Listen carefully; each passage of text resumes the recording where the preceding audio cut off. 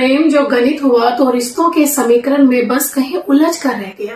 यही महसूस होता है जब आप केशव प्रसाद मिश्र की किताब कोहबर की शर्त पढ़ते हैं। कोहबर की शर्त हिंदी साहित्य की उन चुनिंदा प्रेम कहानियों में से एक है जिसके बिना साहित्य का ये पृष्ठ हमेशा अधूरा रहेगा। इस उपन्यास में गुंजा और चंदन के रिश्ते को बड़ी ही बारीकी से लिखा गया है। पढ़ते हुए आप सब महसूस करें उसकी प्यारी प्यारी बातें, उसके बीच का तकरार, उसका अपनापन, उसका गुस्सा होना, सब पढ़ते हुए समझ में आता है कि संबंध चाहे जिस भी प्रकार से बदले, स्थिति चाहे जैसी भी हो, प्रेम अगर होता है तो होता है और बना रहता है, किसी भी स्थिति में नहीं बदलता है, किसी भी संबंधों की भेंट नहीं चढ़ता है।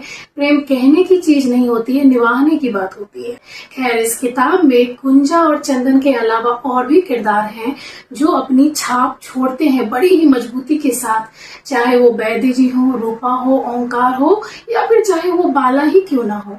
सारे किरदार आपको किताब पढ़ने के बाद भी याद रह जाते हैं, आपके जेहन से कहीं नहीं जाते।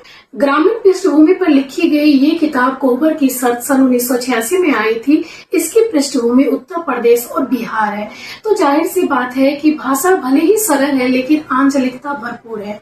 ऐसे कई शब्द आपको मिल जाएंगे जिसका शायद आप अर्थ ना समझें, लेकिन एक बात होती है ना कि प्रेम कहानियों को पढ़ते हुए आप उसकी तह तक पहुंच ही जाते हैं। वो कहानी आपकी अपनी हो जाती है, चाहे किसी भी भाषा में लिखी गई हो, तो फिर ये अपनी ही भाषा है।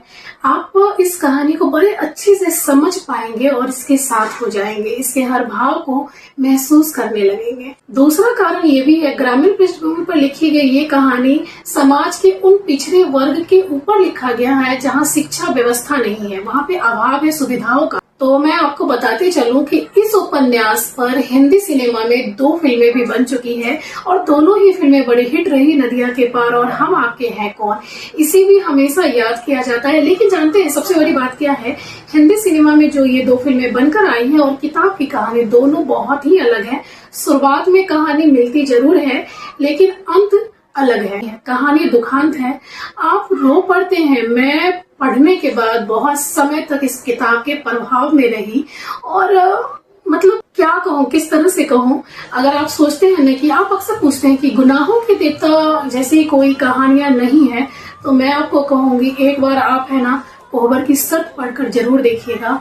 कहानी आपके जेहन में हमेशा के लिए छप जाएगी, दर्ज हो जाएगी।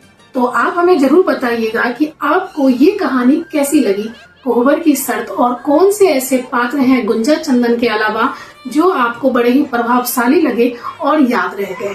बहुत धन्यवाद आपका।